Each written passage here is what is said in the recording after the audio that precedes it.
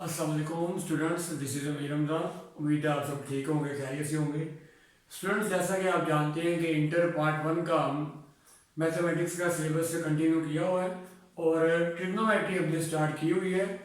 आज उसका lecture number 6 है और 9.1 के हमने लास्ट लेक्चर में क्वेश्चन नंबर 8 तक हो गए थे।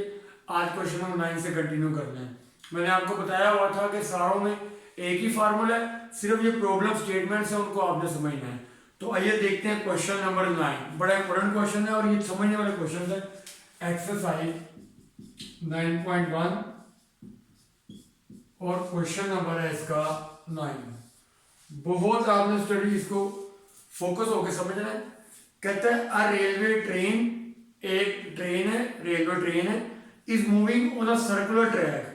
वो एक सर्कुलर ट्रैक में रोटेट कर रही है, यानी जो रेलवे ट्रेन है वो मूव कर रही है सर्कल के अंदर, यानी जो उसका ट्रैक है वो प्लेन नहीं है, वो सर्कल शेप का है।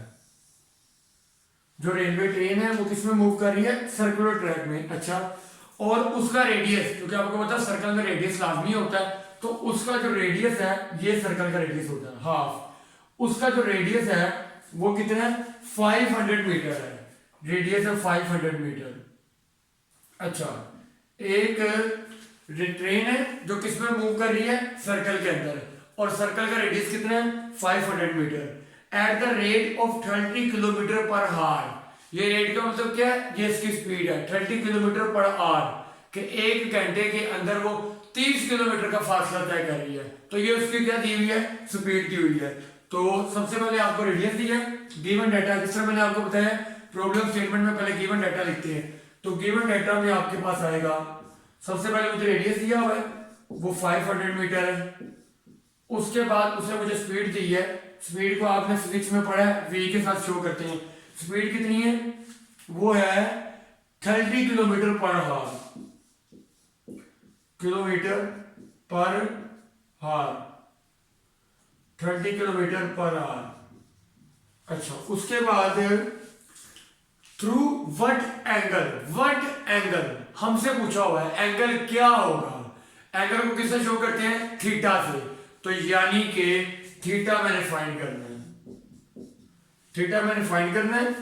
और उसके बाद through what angle will it turn in 10 second. तो ये सेकेंड किसका जरूरत है? टाइम का। फिजिक्स में आप पढ़ते रहिए, ये सेकेंड है, तो ये क्या दिया हुआ है? टाइम। टाइम कितना है? 10 सेकेंड। टाइम हमारे पास है 10 सेकेंड। तो ये सारा मैंने आपकी बुक से देख के गिवन डाटा लिखा है, जो जो बुक में वैल्यूज लिखी थी वो मैंने लिख दी है। सबसे पहले रेडियस था, उसको आर से शो करते हैं, वो 500 मीटर है। उसके बाद 30 किलोमीटर पर आवर का मतलब क्या है? ये स्पीड है। स्पीड को v से शो करते हैं, वो कितनी है? 30 kilometre per our. Through what angle, angle यानी कि थीटा। वट एंगल का मतलब है कि हमसे पूछा गया है, थीटा हमने फाइंड करना है, तो मैंने क्वेश्चन मार्क लगा दिया। 10 सेकेंड, ये सेकंड क्या है? टाइम दिया हुआ है। तो आइए अब हम देखते हैं, क्वेश्चन की तरफ आते हैं कि क्या हमने इसको किस तरह इसको सोल्व करना है। तो स्टूडेंट, आपने बहुत तवज्जो से इसको समझना है कि ये सारा गिवन डाटा दिया हुआ है। अच्छा, आर दिया हुआ है, हमने थीटा फाइंड करना है। क्या फाइंड करना है? थीटा। तो आपको पता है इस पूरी एक्सेल के ये जो क्वेश्चन है, हम एक ही फार्मूला यूज कर रहे हैं। वो कौन सा फार्मूला है? L equal R theta. Last जितने भी क्वेश्चन है, क्वेश्चन 4 से लेके जितने भी हमने किए हैं, हमने यही फार्मूला यूज किया है, L इक्वल आर थीटा। हमने कहा था कि इस फार्मूले में जो चीज उसने फाइंड करने को हमसे पूछी है, उसके अलावा बाकी दोनों की वैल्यू होनी चाहिए। तो हमसे क्या पूछा गया है? थीटा।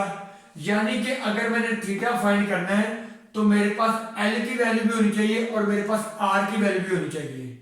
अब प्रॉब्लम यहां पे ये है कि R की वैल्यू तो दी हुई है, लेकिन L की वैल्यू नहीं दी हुई। आप बात को समझे, हमसे क्या पूछा गया है? थीटा। चलो, थीटा तो मैंने फाइंड करना है, थीटा को आप छोड़ दें तो उसके अलावा एक L है और एक R है। थीटा के अलावा L और R की वैल्यू हमारे पास होनी चाहिए। वो R की वैल्यू तो दी हुई है, लेकिन L की वैल्यू नहीं दी। तो जब तक L की वैल्यू नहीं होगी, हम थीटा नहीं फाइंड कर सकते। जब तक L की वैल्यू नहीं होगी, हम थीटा नहीं फाइंड कर सकते, क्योंकि फार्मूले में जिसकी वैल्यू फाइंड करनी होती है उसको छोड़ के बाकी सबकी वैल्यूज होनी चाहिए। तो यहां फाइंड करना है थीटा, तो थीटा को आप छोड़ दें क्योंकि वो तो फाइंड करना है। उसके अलावा एक एल है और एक आर है, तो एल और आर की वैल्यू हमारे पास होनी चाहिए। आर की तो है, एल की नहीं है। तो फर्स्टली वी फाइंड एल,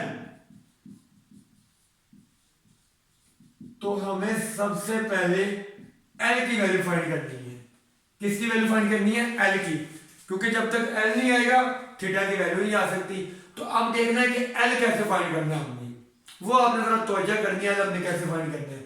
देखिए उसने मुझे वेलोसिटी, स्पीड और टाइम दिया हुआ है। आप गौर करें v और t ये दोनों तो इस फार्मूले में यूज ही नहीं हो रहे। देखना फार्मूला तो है L इक्वल आर थीटा, चलिए ये R तो इधर यूज हो रहा है और मुझे L चाहिए इस फार्मूले के लिए, वो नहीं है। तो L यहाँ पे नहीं है, लेकिन ये V और T किस काम के हैं? ये उसने इसी काम के लिए दी है कि V और T की मदद से हम L की वैल्यू फाइंड कर सकें। तो फिजिक्स में आपने एक फार्मूला पढ़ा है डिस्टेंस का formula, D equal we T. ये आपने वेलोसिटी में पढ़ा है, वेलोसिटी होती है d ओवर t, तो d का फार्मूला क्या होता है? v t। तो d का मतलब क्या है? डिस्टेंस। यहाँ पे डिस्टेंस क्या है? लेंथ है। यहाँ पे ये लेंथ है। कौन सी लेंथ है? वो कह रहा है कि जितनी देर में वो 10 सेकंड के अंदर जितना फासला तय कर सकेगी ट्रेन, वो उसकी लेंथ है, वो उसकी लेंथ है। यानी कि ये उसकी लेंथ है, जितने टाइम के अंदर, यानी 10 सेकंड के अंदर वो जितना फासला तय कर सकेगी वो लेंथ है। वो क्या है? लेंथ है, वो हमें फाइंड करनी है। बहरहाल इसको आप थोड़े डायग्राम का कोई काम नहीं है, मैंने आपको वैसे समझाने की कोशिश की है कि रेडियस 500 था, लेंथ यहाँ पे कौन सी है कि वो कह रहा है कि 10 सेकंड के अंदर ट्रेन यहां से कितना फासला, यानी कि अगर ये एक पॉइंट है तो जाहिर बात है 10 सेकंड में यहां पहुंच जाएगी और ज्यादा फासला नहीं ना तय कर सकती। तो जितना वो 10 सेकंड में तय कर सकती है वो उसका क्या है? लेंथ है। वो उसकी क्या है? लेंथ है कि ट्रेन 10 सेकंड के अंदर जितना फासला तय कर सकती है वो उसकी क्या है? लेंथ है, जिसको आर्क लेंथ कहते हैं।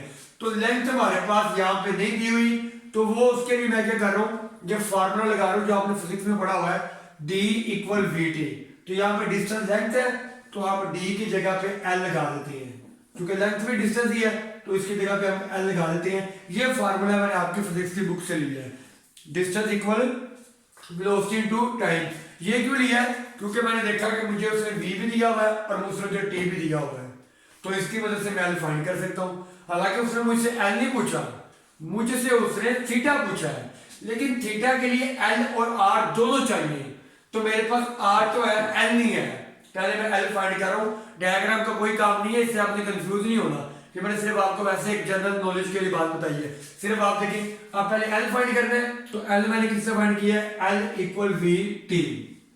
अच्छा जी, अब आगे चलते हैं। तो L के लिए क्या क्या चाहिए? V और T चाहिए, V भी है और T भी है।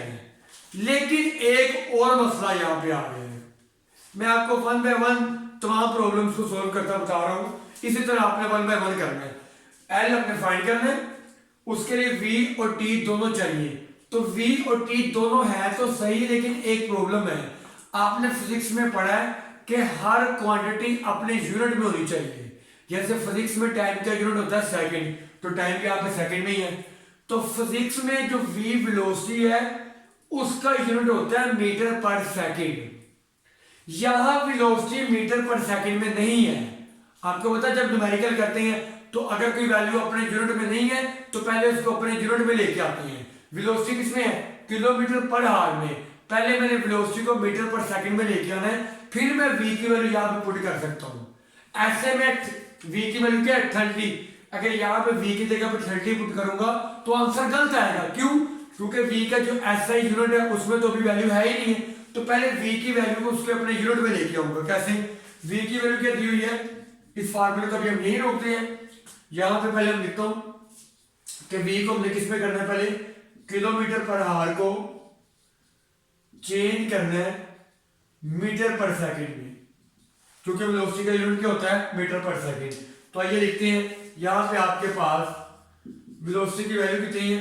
30 किलोमीटर पर आवर। अच्छा, आपको पता है फिजिक्स में पढ़ा है कि जब पर आवर हो उसका मतलब है कि h आपने नीचे लगाना है, पर पर का मतलब फिजिक्स में क्या होता है, नेगेटिव का साइन होता है ना, तो उसको आप नीचे लिखते हैं 30, या आपने फिजिक्स में पढ़ा होगा 30 किलोमीटर ऊपर आ गया, जिसके साथ पर हो उसको आप फ्रैक्शन में लिखते हैं। तो पर आर था, पर का मतलब क्या है फ्रैक्शन, आर की जगह पे मैंने एच लगा दिया, आर को एच से शो करती है। अच्छा, अब आपने क्या करना है, तो v इक्वल 30 किलोमीटर, अच्छा किलोमीटर को मीटर में करना है और r को सेकंड में करना है, यानी जो किलोमीटर है उसको मीटर में करना है और जो घंटा r है उसको सेकंड में करना है। तो किलोमीटर को मीटर में करने के लिए 1000 से मल्टीप्लाई करते हैं। तो ये 30 था, किलोमीटर में था, किलोमीटर को किस में करना है, मीटर में। तो किलोमीटर को मीटर में करने के लिए क्या करते हैं, 1000 से मल्टीप्लाई करते हैं, 1000 से मल्टीप्लाई कर दिया। अब लाइन लगा दें नीचे, नीचे क्या आर, आर को किस में करना है, सेकंड में। ये मैंने वेलोसिटी का यूनिट लिखा है, मेरे पास वेलोसिटी किलोमीटर पर आवर में है, तो वेलोसिटी का यूनिट है मीटर पर सेकंड, यानी कि किलोमीटर को मीटर में करना है, किलोमीटर को मीटर में करने के लिए क्या करते हैं, 1000 से मल्टीप्लाई करते हैं। जब 1000 से मल्टीप्लाई कर दिया तो ये किलोमीटर किस में हो गया, मीटर में हो गया, 7 एम लगा दिया। नीचे आर है, आर को किस में करना है, सेकंड में। तो आर को सेकंड में करने के लिए क्या करते हैं, अच्छा जी अब देखना है कि एक आर में कितने सेकंड होते हैं। तो आपको पता है एक आर में 3600 सेकंड होते हैं। ये कैसे होते हैं, क्योंकि एक आर में एक घंटे के अंदर मिनट होते हैं 60, मिनट कितने होते हैं 60। अब हमने सेकंड में करना है, तो एक मिनट में सेकंड कितने होते हैं 60, तो फिर 60 से मल्टीप्लाई कर देंगे, यानी कि एक घंटे में मिनट होते हैं 60 मिनट हो गए, लेकिन हमने किस में करना है, सेकंड में। तो 60 वैसे आ गया। अब मैंने देखा कि एक मिनट में सेकंड कितने होते हैं, 60 होते हैं। तो अगर मैंने 60 मिनट में पता करना है कितने सेकंड होते हैं, तो 60 से क्या कर दूंगा, मल्टीप्लाई कर दूंगा। जैसे मैं आपको कहता हूं कि एक चीज की कीमत है 5 रुपए, तो चार की कीमत कितनी होगी, आप 5 को 4 से क्या कर देंगे, मल्टीप्लाई, तो 20 रुपए आ जाएंगे। एक मिनट में होते हैं 60 सेकंड, तो 60 मिनट में कितने होंगे, 60 को 60 से क्या कर देंगे, मल्टीप्लाई, तो वो होता है 3600, यानी कि एक घंटे में 3600 सेकंड होते हैं। तो आर की जगह पे क्या आ जाएगा, 3600 आर था, ये आपने सेकंड में कर दिया। तो वेलोसिटी का यूनिट होता है किलोमीटर, वेलोसिटी उसने दी हुई है किलोमीटर पर आवर में, लेकिन वेलोसिटी का यूनिट होता है मीटर पर सेकंड। तो मैंने मीटर पर सेकंड में करना था, वेलोसिटी की वैल्यू 30 किलोमीटर पर आवर थी, किलोमीटर को ऊपर लिख दिया, पर आवर का मतलब है कि एच नीचे आएगा। अब 30 वैसे आ गया, किलोमीटर को किस में करना है, मीटर में, तो 1000 से मल्टीप्लाई कर देंगे। आर को किस में करना है, सेकंड में, तो एक घंटे में कितने सेकंड होते हैं, 3600, वो 3600 सेकंड आ गया। तो अब v इक्वल, अब देखते हैं जी, इसकी कटिंग कर दें, 2 0 से 2 0 कैंसिल हो गए, ऊपर 30 मल्टीप्लाई 10, ये आएगा 300, और नीचे कितना आ गया 36, ऊपर आ गया मीटर, नीचे आ गया सेकंड, क्योंकि ऊपर किलोमीटर था, किलोमीटर को मीटर में कर दिया है और आर को सेकंड में कर दिया है। किलोमीटर को मीटर में करने के लिए 1000 से मल्टीप्लाई किया है, और एक घंटे में कितने सेकंड होते हैं, 3600, नीचे क्या आ गया, 3600 आ गया। अब v इक्वल, इसको डिवाइड करते हैं, 300 डिवाइडेड बाय 36, 25/3, ऊपर मीटर आ गया, और आपको पता है ये s नीचे है, जब इसको ऊपर लेके जाऊंगा इसकी पावर नीचे +1 है, जब ये ऊपर जाएगी तो s की पावर क्या हो जाएगी, -1। तो ये वेलोसिटी का यूनिट क्या है, मीटर पर सेकंड, -1 का मतलब क्या है, पर सेकंड, तो ये मीटर पर सेकंड में आ नहीं गया, तो ये वेलोसिटी की वैल्यू आपके पास आ गई है। अब जो मैं यहां पे पुट करूंगा वो वैल्यू पुट नहीं करूंगा v की, ये पुट करूंगा, क्योंकि वो v की वैल्यू किसमें है, किलोमीटर पर आवर में, जबकि वेलोसिटी का यूनिट किलोमीटर पर आवर होता ही नहीं है, वो क्या होता है, मीटर पर सेकंड। अब मैंने मीटर पर सेकंड में कर दिया। ये काम आप फिजिक्स के न्यूमेरिकल्स में करते नहीं है। क्या किया हमने, वेलोसिटी किसमें दी थी, 30 किलोमीटर पर आवर, पर का मतलब है कि उसको नीचे लिखना है, और आर एच नीचे आ गया। किलोमीटर आर को किसमें करना है, मीटर पर सेकंड, यानी कि किलोमीटर को मीटर में करना है और घंटे को सेकंड में करना है। 30 वैसे आ गया। किलोमीटर को मीटर में करने के लिए 1000 से मल्टीप्लाई करते हैं, क्योंकि 1 किलोमीटर में 1000 मीटर होते हैं, और घंटे को किसमें करना है, सेकंड में, 1 घंटे में कितने सेकंड होते हैं 3600, वो नीचे क्या आ गया 3600 आ गया। 2 जीरो से 2 जीरो कैंसिल हो गए, 30 को मल्टीप्लाई किया 10 से 300 आ गया, नीचे क्या आ गया 36। इनको डिवाइड किया तो आंसर क्या है 25/3। इसको पॉइंट में भी लिख सकते हैं लेकिन आप फ्रैक्शन में लिख दें तो कोई प्रॉब्लम नहीं है। डिवाइड किया है तो कैलकुलेटर पे आंसर आ गया 25/3। एम वैसे ही आ गया, एस से नीचे +1 है, ऊपर जाकर क्या हो जाएगा -1, तो वेलोसिटी की वैल्यू आ गई मीटर पर सेकंड में। अच्छा जी, अब जरा देखिएगा, दोबारा शुरू से देखते हैं कि रेडियस दिया हुआ था और हमारे से उसने क्या पूछा थीटा। तो मैंने कहा कि थीटा के लिए एल और आर दोनों होने लाजमी है। आर तो है था, एल नहीं है था, तो एल के लिए हमने क्या फार्मूला लगाया, एल इक्वल वी टी। क्यों? क्योंकि वी और टी दिए हुए थे। अब मसला ये था कि वी अपने यूनिट में नहीं था, मैंने वी को अपने यूनिट में कर दिया है। अब हम एल की वैल्यू निकाल सकते हैं, तो एल किसके इक्वल है, वी टी। एल मैंने फाइंड करना है, इक्वल वी की वैल्यू क्या है 25/3, दरम्यान में कोई साइन नहीं है तो मल्टीप्लाई हो रहा है, मल्टीप्लाई टी की वैल्यू क्या है 10 है, वो 10 दिया हुआ है, और एल इक्वल इसको 25 को मल्टीप्लाई करें 10 से तो ये आएगा 250, और नीचे क्या है 3 वैसे का वैसे आ गया। इसको डिवाइड कर दें या इस तरह ही छोड़ दें तो कोई मसला नहीं है, क्योंकि कटिंग नहीं होती तो आप इस तरह भी छोड़ दें। अच्छा जी, अब लेंथ का यूनिट क्या होगा, क्योंकि आर मीटर में दिया हुआ है, मैंने बताया था एल और आर का यूनिट सेम लिखना है। आर मीटर में दिया है तो एल भी किस में होगा, मीटर में होगा। लेकिन स्टूडेंट अब आप देख सकते हैं एल हमारे पास आ गया। बेसिकली उसने हमसे पूछा क्या हुआ था, थीटा फाइंड करने को पूछा था। तो फिर ये सारा मैंने क्या किया है, मैं बताता हूं क्या किया है।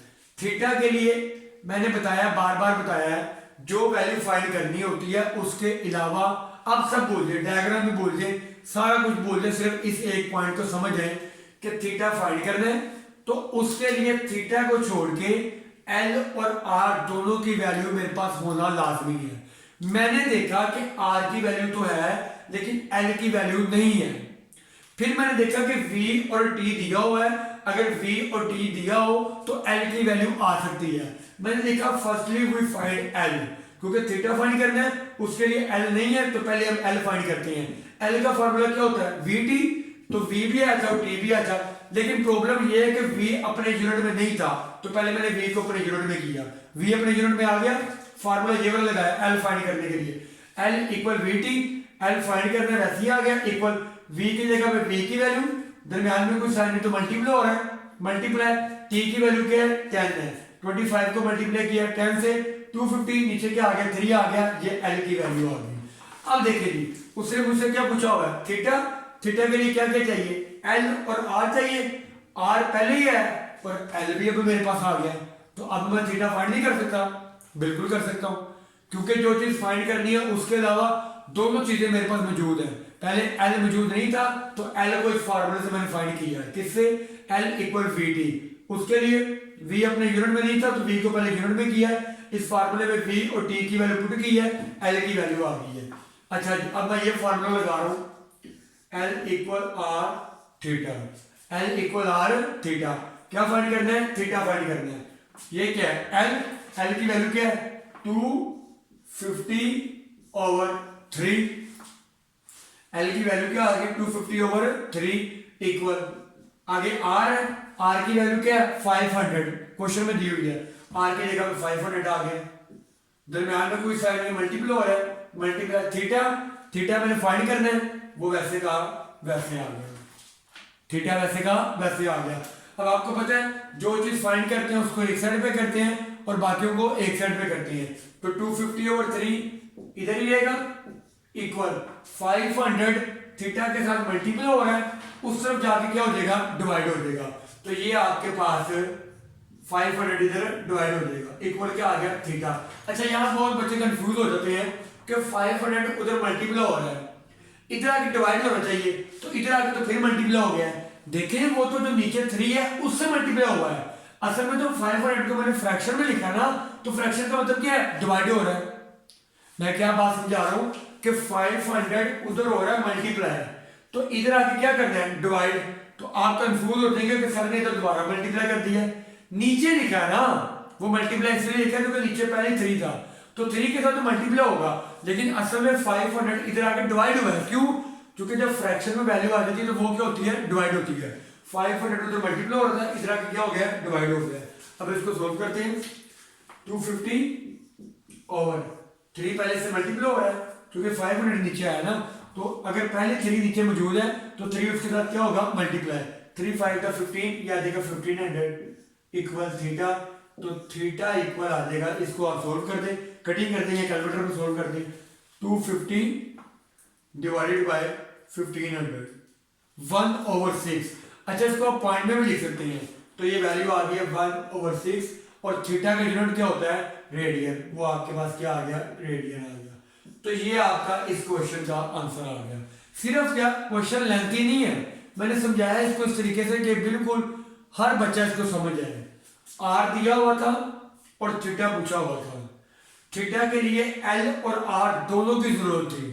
आर तो मेरे पास आया था, एल नहीं आया था, तो मैंने देखा कि वी और टी दिया हुआ है, अगर वी और टी दिया हो तो एल को फाइंड कर सकते हैं, लेकिन वी अपने यूनिट में नहीं था, वी को पहले अपने यूनिट में किया, वी और टी की वैल्यू फार्मूले में पुट की है, एल की वैल्यू आ गई है। जब मैंने देखा कि एल आ गया और आर पहले ही आया था, एल और आर दोनों मेरे पास है, तो मैं थीटा फाइंड कर सकता हूँ। एल और आर की वैल्यू पुट की है, एल की वैल्यू आ गई इक्वल आर की वैल्यू आ गई, मल्टीप्लाई थीटा आ गया। 500 इधर मल्टीप्लाई हो रहा है, इधर नीचे आके क्या हो गया, डिवाइड हो गया। वो क्योंकि नीचे 3 है तो 3 के साथ मल्टीप्लाई होगा।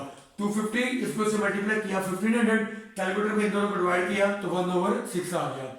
ये डिवाइड करके आप पॉइंट में भी लिख सकते हैं, लेकिन पीछे आंसर 1/6 ही लिखा हुआ है, तो थीटा का आंसर आ गया 1/6। और थीटा का यूनिट क्या होता है, रेडियन होता है।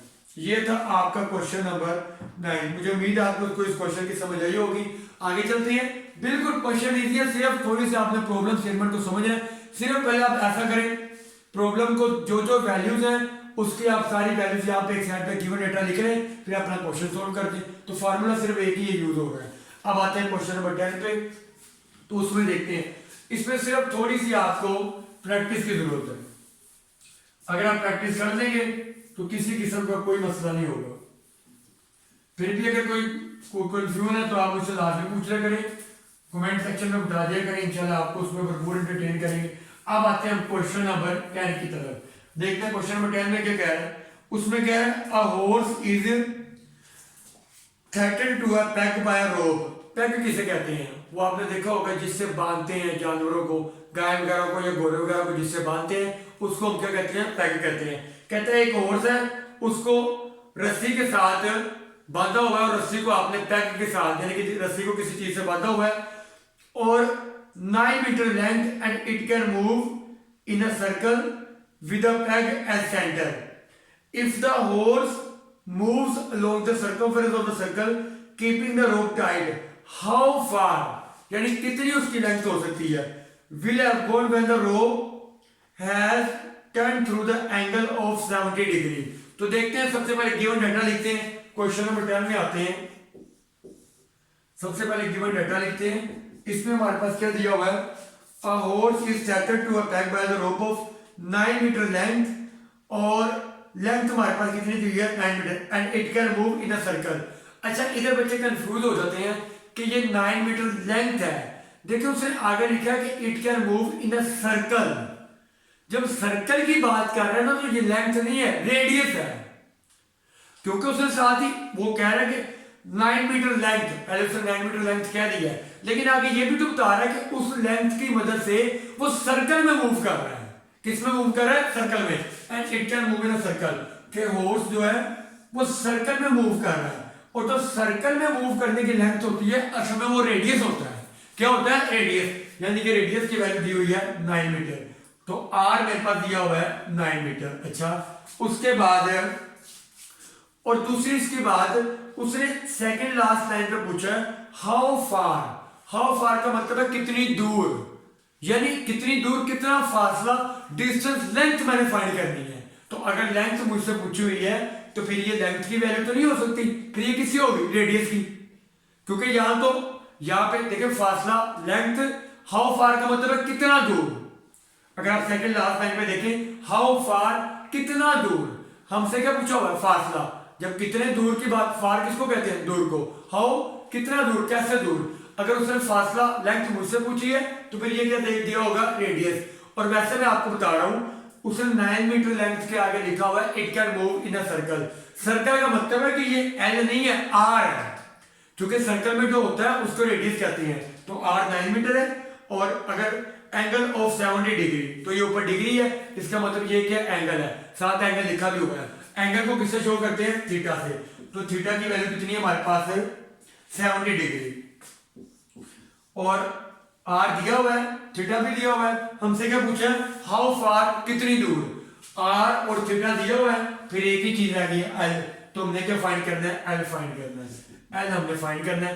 तो ये मैंने आपके सामने गिवन डाटा लिखा है कि उसने कहा है कि जो लेंथ है वो 9 मीटर है, लेकिन वो लेंथ एल की वैल्यू नहीं है। क्यों एल की वैल्यू नहीं है, क्योंकि उस लेंथ से वो सर्कल में मूव कर रहा है, यानी कि अगर सर्कल में वो मूव कर रहा है तो फिर वो रेडियस है, वो फिर वो क्या है, रेडियस है, क्योंकि सर्कल में रेडियस होता है। और दूसरी बात, जब हाउ फार लेंथ हमसे पूछी है तो डेफिनेटली बात है ये रेडियस ही होगा।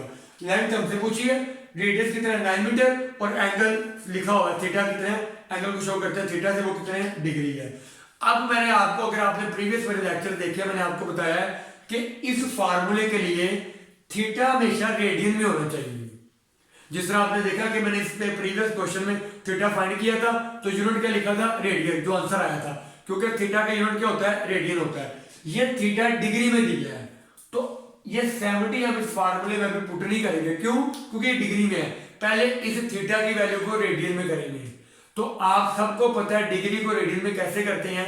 डिग्री को रेडियन में करने के लिए आपने पढ़ा हुआ है, डिग्री को रेडियन में करने के लिए मल्टीप्लाई करते हैं किससे, शामिल बताएं, क्वेश्चन नंबर 1 में पढ़ा हुआ है, पाई ओवर 180 के साथ। तो पहले हम इस डिग्री को किसमें करेंगे, रेडियन में। तो थीटा इक्वल 70 डिग्री में दिया हुआ है, डिग्री को किसमें करेंगे, रेडियन में। डिग्री को रेडियन में करने के लिए मल्टीप्लाई किससे करते हैं, पाई ओवर 180 के साथ, पाई ओवर 180 के साथ। थीटा में से मुझे किसमें दिया है, डिग्री में। डिग्री में इस फार्मूले में पुट करने के लिए जरूरी है कि थीटा किसमें हो, रेडियन में हो।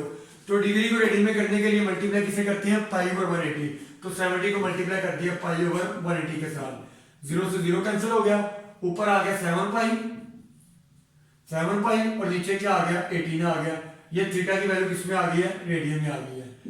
पहले डिग्री में था, जब मल्टीप्लाई पाई ओवर 180 कर दिया किसमें आ गया, रेडियन में आ गया। अब हम देखते हैं हमसे क्या चीज पूछी हुई है। हमसे उसने पूछा हुआ है लेंथ, तो एल के लिए आर चाहिए और थीटा चाहिए, आर भी है और थीटा ये 70 नहीं, क्योंकि वो डिग्री में था, उसके लिए हमें पहले रेडियन में करना है। तो रेडियन में हमने कर दिया, अब हम वैल्यू पुट करते हैं। फार्मूला क्या है, L equal R theta. L मैंने फाइंड करना है, वैसे ही आ गया, इक्वल आर की वैल्यू क्या है 9, आर की जगह 9 आ गया, दरम्यान में साइन नहीं है तो मल्टीप्लाई होगा। थीटा की वैल्यू क्या है, वो नहीं, ये वाली जो हमने रेडियन में की है, 7 पाई ओवर 18। अच्छा जी, इक्वल, अब ये मल्टीप्लाई हो रहा है, ऊपर कटिंग भी कर सकते हैं, ऊपर नीचे कटिंग भी हो सकती है, मल्टीप्लाई करना है, मल्टीप्लाई कर दिए, कटिंग कर देते हैं, 9 मतलब 9 टू द 18, ऊपर आ गया आपके पास 7 पाई, नीचे क्या आ गया 2 आ गया। अच्छा, अब आपने सिर्फ इतना नहीं छोड़ना, क्योंकि लेंथ की कोई वैल्यू निकालनी है तो हमने पाई की वैल्यू पुट करनी है, पाई की वैल्यू, क्योंकि लेंथ पाई में तो नहीं हो सकती, हमने लेंथ की एक्यूरेट वैल्यू निकालनी है। वैसे जब हम डिग्री को रेडियन में करते थे क्वेश्चन नंबर 1 में, तो हम सिर्फ इतना लिख देते थे कि डिग्री को रेडियन में करना है, मल्टीप्लाई पाई ओवर 180 से किया, कटिंग की, तो जो आंसर आ गया वो रेडियन में हो गया। लेकिन अब चूंकि हम किसी की वैल्यू फाइंड कर रहे हैं तो पाई की वैल्यू भी पुट करनी है। तो आपको पता है 7/2 पाई की वैल्यू क्या होती है 3.14, तो पाई की जगह आ जाएगा 3.14। अच्छा जी, अब आपके पास है, ये आपको पता है कि 22 और 7 और पाई की वैल्यू होती है 3.1428, तो आप इसे मुकम्मल लिख दें 1428।